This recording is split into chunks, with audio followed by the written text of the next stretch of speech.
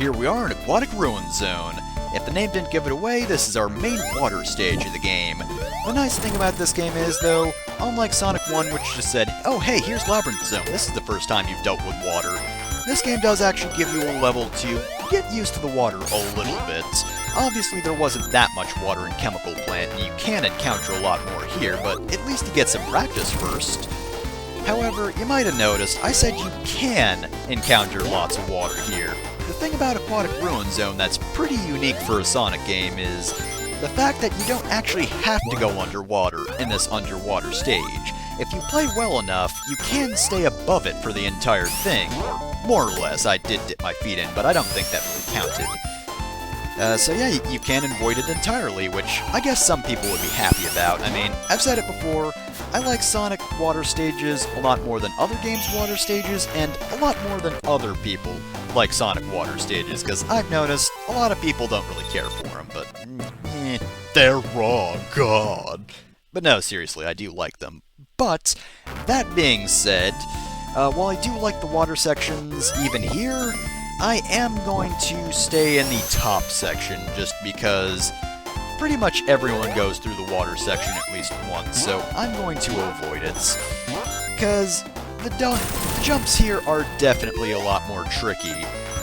Actually, avoiding the water can be pretty difficult, so you are going to end up submerged at some point. And goodness knows, I made a lot of mistakes and had to do a lot of run restarts.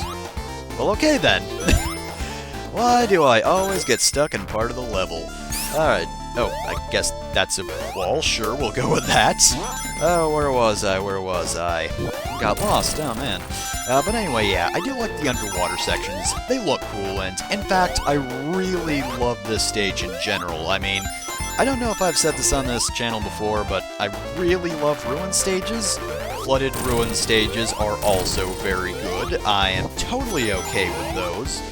I don't quite know if this quite matches Hydrocity Zone in terms of just pure level design, because Labyrinth Zone was a very well-designed zone, and I think it actually did a good job really making the water sections fun, because even people who don't normally like the Sonic water stages still like Hydrocity, because they do a very good job with that. They incorporate that very well. The platforming sections are still fun.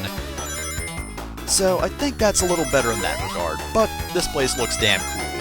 Anyway, the gimmick here I think is mainly, at least at the moment, just avoiding bombs, or mines, or whatever they're called.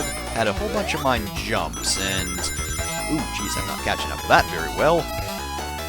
And oh wait, is this the one I'm thinking of? I think that last one actually foreshadowed this section, because this should be kind of a jump roping set. Yep, there we go. You gotta jump over lines of mines that kinda swerve around like this.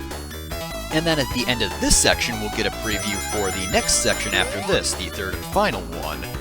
This one's pretty easy, because as long as you just stay in place and just jump when you need to, you'll collect all the rings you need without too much trouble. Yep, there we go. Yeah, definitely.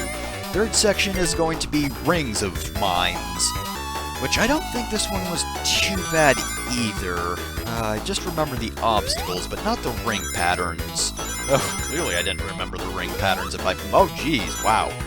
Really screwed this one up. I guess they're pretty lenient with the rings in that case.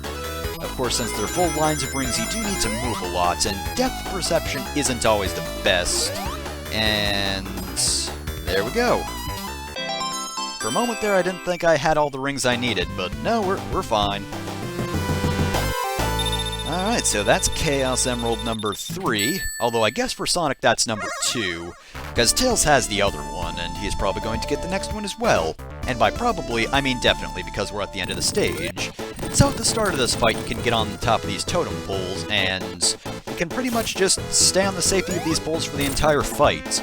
Basically, as long as you're not impatient or don't screw up the jump completely like I did, you can just stay up there safely. The hammer doesn't actually hurt you, so you can just stay up there the entire fight. The only problem is you will phase right through him on his hitboxes, but yeah, basically the entire idea of this fight is avoid the arrows, and when they get stuck in the totem poles, just jump on them, and then jump up to the top, and then hit Robotnik. There we go, all done.